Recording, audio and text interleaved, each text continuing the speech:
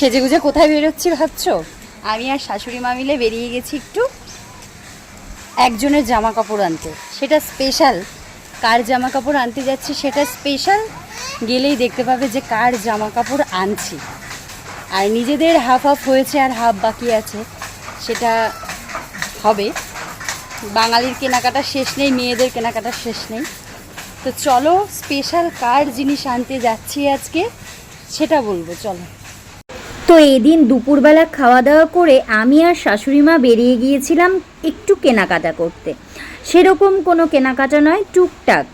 তো স্পেশাল আজকে একজনের কেনাকাটা করব, একজনের জামা কাপড় আনবো। সেটা কে স্পেশাল সেটা তো তোমরা সেটা দেখার জন্য পুরো ভিডিওটা দেখতে হবে।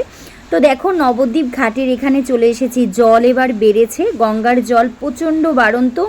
খুবই ভয় লাগে যেন। আমি অনেক দিন পর চলে এলাম গঙ্গার এখানে। আমি অনেক দিন নৌকা পার করি না, না হলেও 2-3 মাসের বেশি তো হয়েই যাবে যে আমি গঙ্গা পার করি না। বাবানির পাপা বাড়ি যতদিন ছিল না সে কদিন আর ওপারে যায়নি। তো দেখো মা নৌকোতে উঠেই একেবারে ধারে বসে পড়েছে। আমার খুব ভয় লাগছে। আমি বলছি মা তুমি বসো না। মা হাসছে আমার কথা শুনে, বলছে ছোটোবেলা থেকেই আমরা গঙ্গার ধারে মানুষ, আমরা গঙ্গা পারাপার নৌকো পারাপার ছোটোবেলা থেকেই করি, আমাদের অভ্যাস আছে, আমরা সাঁতারও জানি। কিন্তু আমি যেহেতু সাঁতারও জানি না আর আমি খুবই ভয় পাই। আমি আগাগোড়াই আমি নৌকোয় উঠলে ধারে যেটা ধরার আছে সেটা ধরে বসে থাকি, দাঁড়িয়ে থাকি। তো দেখো দাঁড়িয়ে দাঁড়িয়ে ভিডিও করছিলাম, ভয় লাগছিল, ফোনটা শক্ত করে ধরে রেখেছিলাম। জল দেখলে তোমরা বুঝতে পারছো তো যে কীরকম টলমলো জল, কত জল। তো যাই হোক চতুর্দিকটা দেখতে দেখতে চলে এলাম আমি গঙ্গার এপার নবদ্বীপে। প্রচণ্ড ভিড় এখন। আর দেখো কোথায় এসেছি, আমি এসেছি পরমাতলা। তো আলটিমেটলি কার জামা কাপড় নিতে এসেছি দেখে বুঝতে পারছো কি তোমরা? বলো তো আমি কার জামা কাপড় নিতে এসেছি আজকে? এই দেখো আমাদের স্পেশাল, আমাদের ঘরের ঠাকুর, লক্ষ্মী ঠাকুর, গোপাল, বাবা লোকনাথের ফটো, সব ঠাকুরগুলোর জন্য জামা কাপড় নিতে এসেছি। আমরা নিজেরা যেমন জামা কাপড় নিয়েছি ওদেরও তো সাজাতে হবে। ওদের কানের, ওদের গলার, ওদের টিপ সব কিছু নতুন চেঞ্জ করতে হবে। প্রতি বছর পুজোতে ওদের জামা কাপড়ও দিতে হবে। আমরা সাজবো, ওরা সাজবে না, তাহলে কি হয়?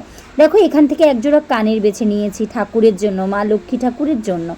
আমি আর মা প্রচণ্ড ব্যস্ত টুকিটাকি কেনাকাটা। জামা কাপড় সেরকম কিছুই না, সব কিছুই মোটামুটি নেওয়া রয়েছে, তাও একটু সাজার জিনিস, একটু এটা ওটা লেগেই থাকে। শাশুড়ি মা আর বৌমা মিলে গেছি টুকটাক, আর আমাদের কেনাকাটা শেষই হচ্ছে না। তার উপরে আবার প্রচণ্ড গরম, বৃষ্টি হচ্ছে তবুও গরম।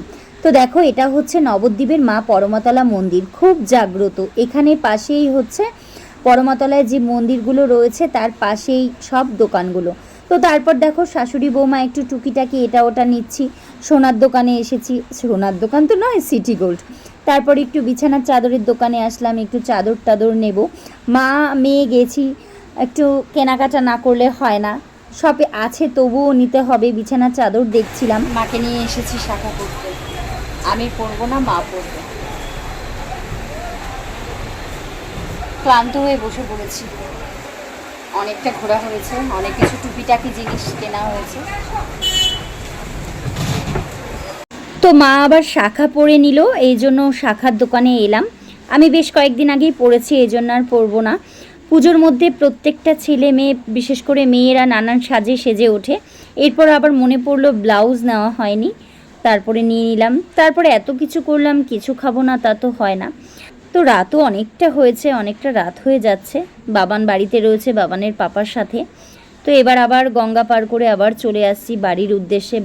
3:30-র সময় গেছি, এখন প্রায় 8টা বাজে। 8টা বাজতে 10 মিনিট বাকি বাড়ি এলাম। প্রচণ্ড টায়ার্ড হয়ে গেছি। তো এই ব্লগটা আমি এখানেই শেষ করছি। পরবর্তী ব্লগে আবার তোমাদের সাথে দেখা হবে। তোমরা খুব ভালো থেকো। যদি ভিডিওটা কিছু ভালো লাগে তাহলে শেয়ার করে দিও। আর সকলে ভালো থেকো, সুস্থ থেকো। টাটা।